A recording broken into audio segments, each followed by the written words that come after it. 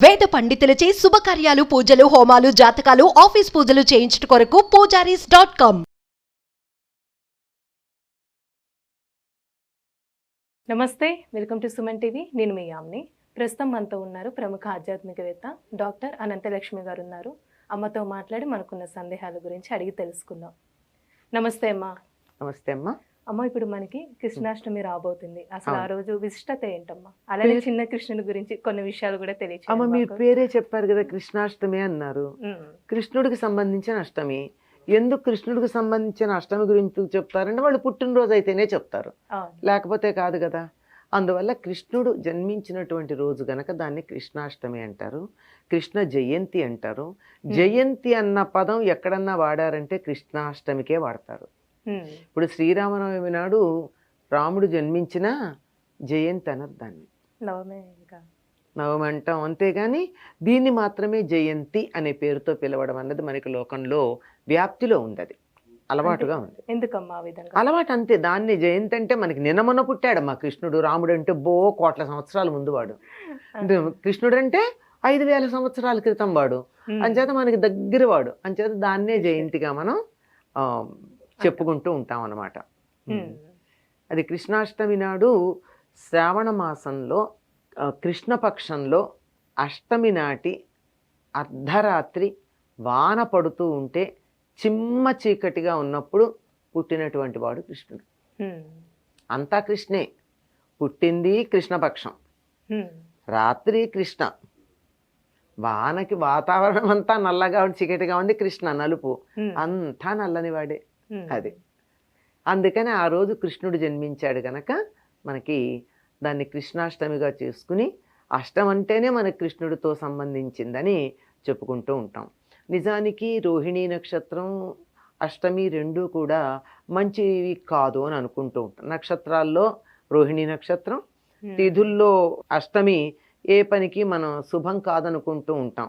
అష్టమి నవముల్లో ఎందుకు మొదలు పెట్టామమ్మా, షష్టాష్టకాలు ఇట్లాంటి పదాలు వాడుతూ ఉంటాం. కానీ అష్టమి నాడు జన్మించినటువంటి వాడు, అష్టమ గర్భంలో జన్మించినటువంటి వాడు, 8వ గర్భం కదా తల్లికి, 8వ వాడుగా జన్మించినటువంటి వాడు లోకాలన్నిటికీ కూడా శాంతిని కలిగించి అందరికీ కూడా ఆనందాన్ని కలిగిస్తూ మోక్ష మార్గాన్ని చూపించడం జరిగింది. అది కృష్ణాష్టమికి ఉన్నటువంటి విశిష్టత. ఇంకా ఎక్కడ ఎప్పుడు జరగనటువంటి ప్రత్యేకతలు కొన్ని కృష్ణుడు జన్మించినప్పుడు జరిగినవి ఉన్నాయి. ఎవరన్నా చెరసాల్లో పుడతారా అమ్మా? పుట్టారు కదమ్మా. పుట్టింట్లో వెళ్ళి పురుడు పోసుకుంటారు, లేకపోతే అత్తింట్లో ఉంటారు, లేకపోతే ఈ రోజుల్లో అయితే ఆసుపత్రుల్లో ఉంటారు. అంతేగాని చెరసాలలోనే కడుపులో పడ్డాడు, చెరసాలలోనే జన్మించడం జరిగింది. అలా చెరసాలలో జన్మించినటువంటి వాడు కృష్ణుడు. మరి కష్టాలంటే కష్టాలే, తక్కువేం కష్టాలు పడలేదు ఆయన కూడా. ఏనాడు సుఖపడ్డట్టుగా మనకి ఎక్కడా అనిపించదు. పుట్టడమే చాలా విశిష్టత ఉందని చెప్పానే. చెరసాల్లో పుట్టడమే కాదు, ఈయన పుట్టబోతున్నాడని చెప్పి చెరసాల్లోకి దేవతలందరూ వచ్చారు ఆయన ఆవిర్భవించే ఘట్టం చూడాలని. పుడుతూనే చతుర్భుజాలతోనూ కేయూరాలు, కిరీటాలు, హారాలు వీటితో మహావిష్ణువుగా తల్లిదండ్రులకి దర్శనం ఇచ్చాడు. తల్లి తండ్రి కూడా కీర్తించారు, బ్రహ్మాది దేవతలందరూ కీర్తించారు. ఆ కీర్తనలన్నీ అయ్యాక ఏం లేని పసిపిల్లాళ్ళలాగా కెవ్వుమన్నాడు. ఏం చేయాలో కూడా చెప్పాడు తల్లికి తండ్రికి. తర్వాత ఏం చేయాలన్న కర్తవ్యాన్ని నిర్దేశించి దానికి తగినటువంటి ఏర్పాట్లు చేసి అప్పుడు కెవ్వుమని పసిపిల్లాళ్ళలాగా కెవ్వుమంటే అయ్యో పాపం తీసుకెళ్ళి యశోద దగ్గర పెట్టేసి రావడం జరిగింది. అది మొదలమ్మా కష్టం. ఈయన పుడతాడు అంటే పుట్టడానికి ముందే 6 అన్నాలు చచ్చిపోయారు. తల్లి తండ్రి చెరసాల్లో ఉన్నారు కదా. ఈయన చెరసాల్లో పుట్టాడు. పుట్టగానే తల్లిదండ్రులకు దూరం అయ్యాడు. 17వ రోజు నుంచి ఈయన్ని చంపడానికి చెయ్యని ప్రయత్నాలు లేవు. చివరికి ఈయన ఉన్నటువంటి మంద అంటే ఆవుల మంద వేసుకుని చిన్న చిన్న గుడిసెలు వేసుకుని ఉంటారు వీళ్ళంతే. గుడిసెలు అంటే పోనీ ఇల్లే అందం, చిన్న ఉంటాయి అంతే, పెద్ద పెద్ద భవనాలు కావు. అక్కడి నుంచి ఊళ్ళో వాళ్ళందరూ అక్కడి నుంచి ఇంకో ఊరు వెళ్ళిపోయారు కృష్ణుడు వాళ్ళ మందలో ఉన్నందుకు. అంటే ఎక్కడికి వెళితే అక్కడల్లా కష్టాలను ఎదుర్కొన్నాడు, వాళ్ళందరినీ కష్టాల నుంచి రక్షించాడు. అక్కడికి వెళ్ళాక కూడా, బృందావనానికి వెళ్ళాక కూడా మామూలు కష్టాలు, ఎన్ని రకాల కష్టాలు పడ్డాడు. కదా. అన్ని కష్టాలు ఎదుర్కొంటూ జీవితం అంతా కష్టాలమయంగా ఉండి కూడా ఏనాడు ముఖాన చిరునవ్వు మాయకుండా ఉన్నాడు. అది కృష్ణుని చూసి నేర్చుకోవాల్సిందే. వస్తాయి కష్టాలు, రాని ఏమవుతుంది, దానివల్ల నేనెందుకు బాధపడాలి, వస్తాయి, ఇబ్బంది ఉంది, ఇబ్బందులను అధిగమిస్తాం. అంతేగాని దానికోసం దిగులు పడి కుంగిపోయి నీరసించి కృషించక్కర్లేదుగా. అది కృష్ణుడి నుంచి మనం నేర్చుకోవాల్సిన ప్రధానమైనటువంటి అంశం.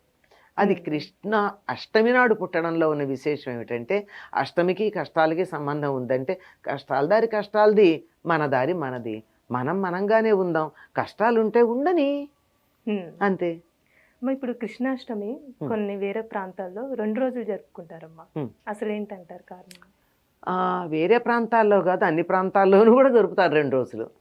కొంతమందికి ఏమో తిథి ప్రాధాన్యం, కొంతమందికి ఏమో నక్షత్రం ప్రాధాన్యం.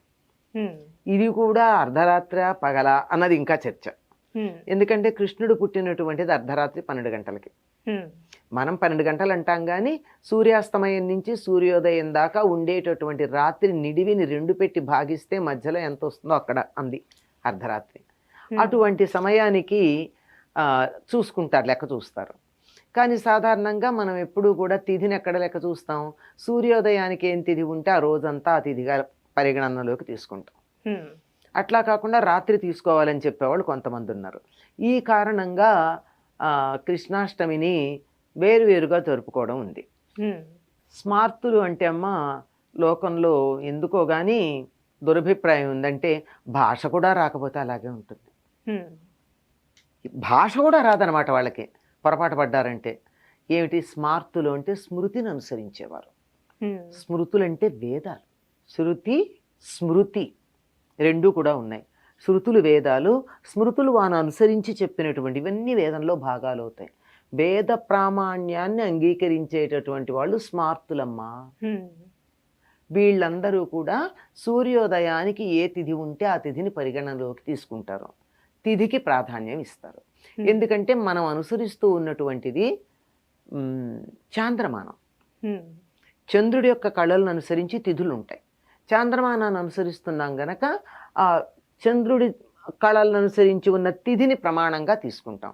ప్రమాణంగా తీసుకుని లెక్క చెప్పుకుంటాం. ఇవాళ చెప్పుకున్నాం అనుకోండి, వాళ్ళ మా నెల చెప్పుకుంటూ ఇవాళ తిథి చెప్పుకుంటాం కదా. వీళ్ళు స్మార్తులు. కాకపోతే కృష్ణుడి యొక్క జీవితంలో అష్టమి నాడు పుడితే తాను కష్టపడ్డాడు కానీ మేనమామని చంపుతాడు అనేటటువంటి దేని వల్ల వచ్చింది, నక్షత్రం వల్ల వచ్చింది, రోహిణి నక్షత్రం. కనుక నక్షత్రానికి ప్రాధాన్యం ఇచ్చేటటువంటి వాళ్ళు నక్షత్రాన్ని బట్టి చేసుకుందాం అనుకుంటారు. అందువల్ల తిథి ప్రాధాన్యం ఇచ్చిన వాళ్ళు ఒకరోజు చేసుకుంటే, నక్షత్రానికి ప్రాధాన్యం ఇచ్చినటువంటి వాళ్ళు ఇంకో రోజు చేసుకుంటారు. కానీ నక్షత్రం తప్పని అంటలేదు, కానీ ప్రాధాన్యం ఇవ్వడం మనం అనుసరిస్తోంది చాంద్రమానం అయినప్పుడు. ఉత్తర దేశంలో బార్హస్పత్యమానం వాడతారు, మనమేమో చాంద్రమానం వాడుతున్నాం. చాంద్రమానాన్ని అనుసరించేటప్పుడు మనం సంకల్పం ఏమని చెప్పుకుంటున్నాం, చాంద్రమానేనా అని చెప్పుకుంటున్నాం. అట్లాంటప్పుడు చాంద్రమానాన్ని అనుసరించి చేయడం ఎక్కువ శాస్త్రీయమని చాలామంది పెద్దలు చెప్పిన మాట. ఎందుకో నాకు తార్కికంగా సరిగ్గా ఉన్నట్టుగా అనిపించింది. ఇక్కడ మీరు చాలా స్పష్టంగా చెప్పుకోవాల్సింది ఏమిటంటే, స్మార్తులు అంటే శివుణ్ణి పూజించే వాళ్ళు మాత్రమే కాదు, వేదాన్ని ప్రమాణంగా తీసుకునేటటువంటి వారు. శ్రీ విష్ణు రూపాయ నమశివాయ అనుకునేవాళ్ళు. అమ్మ ఇప్పుడు సంతానం లేని వాళ్ళు ఉంటారమ్మా, కృష్ణుడికి పూజ చేస్తే ఇంకా చిన్న కృష్ణుడు వస్తాడు అని అంటారు. అసలు నిజమేనా? అంటే ఇప్పుడు కృష్ణుడికి సంతానానికి సంబంధం ఏంటమ్మా ఆ విధంగా చూసుకున్నా? అంటే అమ్మా కృష్ణుడికి సంబంధించి సంతాన గోపాల మంత్రం అని ఒకటి ఉంది. ఆ సంతాన గోపాల మంత్రం ని కనుక ఉపాసన చేసినట్టయితే తప్పనిసరిగా సంతానం కలుగుతుంది అంటారు. అది ఎందుకంటే సాధారణంగా సంతానం కలగడానికి కావాల్సింది ఏంటమ్మా, హార్మోనల్ చేంజ్ కావాలి. హార్మోనల్ చేంజ్ కావడానికి బాలకృష్ణుడి లీలలు చూస్తూ ఉంటే ఆ స్త్రీలో కానీ పురుషుడిలో కానీ ఆ పిల్లల పట్ల ప్రేమ కలిగి హార్మోనల్ చేంజెస్ వచ్చి తద్వారా సంతానం కలుగుతుంది అని కొంతమంది చెప్పేటటువంటి మాట. దీన్ని మన వాళ్ళు పూర్వకాలం ఎంత జాగ్రత్తగా అమలు పరిచేవారంటే, ఎవరికన్నా పిల్లలు లేకపోతే ఏం చేసేవాళ్ళు తెలుసమ్మా, వేరే వాళ్ళ పిల్లల్ని పెంచుకోమనేవారు. పెంచుకోగానే కొద్ది రోజులకి వీళ్ళకి సంతానం కలిగేది. పిల్లల్ని పెంచుకుని మళ్ళీ వాళ్ళకి ఇచ్చేయడము, లేకపోతే ఆ పిల్లల్ని ఈ పిల్లల్ని తేడాగా చూడడం అలా ఉండేది వస్తుంది కదా. అవును. అందుకని ఏం చెప్పేవాళ్ళు, ఏదన్నా ఒక పెంపుడు జంతువుని చాలా పిల్లల్లాగా భావించి పెంచుకోమన్నారు. అలా పెంచుకున్నప్పుడు ఏమవుతుందంటే వీళ్ళల్లో మాతృత్వం కానీ పితృత్వం కానీ కలగడానికి కావలసినటువంటి హార్మోన్స్ విడుదలవుతాయి. ఉమ్. ఈ పూర్వం చాలా మందిని మీరు గమనించండి, పాతకాలం వాళ్ళు, ఇప్పుడు మీ వయసులో వాళ్ళకి మీకు తెలియదు కానీ మా వయసులో వాళ్ళకి తెలుసు.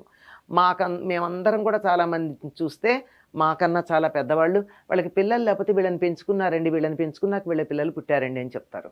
ఉమ్. 10 ఏళ్ళు పిల్లలు లేకపోయాక వీళ్ళని పెంచుకున్న 2 ఏళ్లలో 3 ఏళ్లలో వాళ్ళకి పిల్లలు కలిగారంటే అది అలా ఫిజికల్గా పెంచుకోకపోయినా కృష్ణలీలలు చదువుతూ ఉంటే ఆ భావన కలిగి ఎవరికి వాళ్ళకి యశోదగా భావన చేసుకున్నప్పుడు ఉమ్. సంతానం కలిగేటువంటి అవకాశం ఉందమ్మా.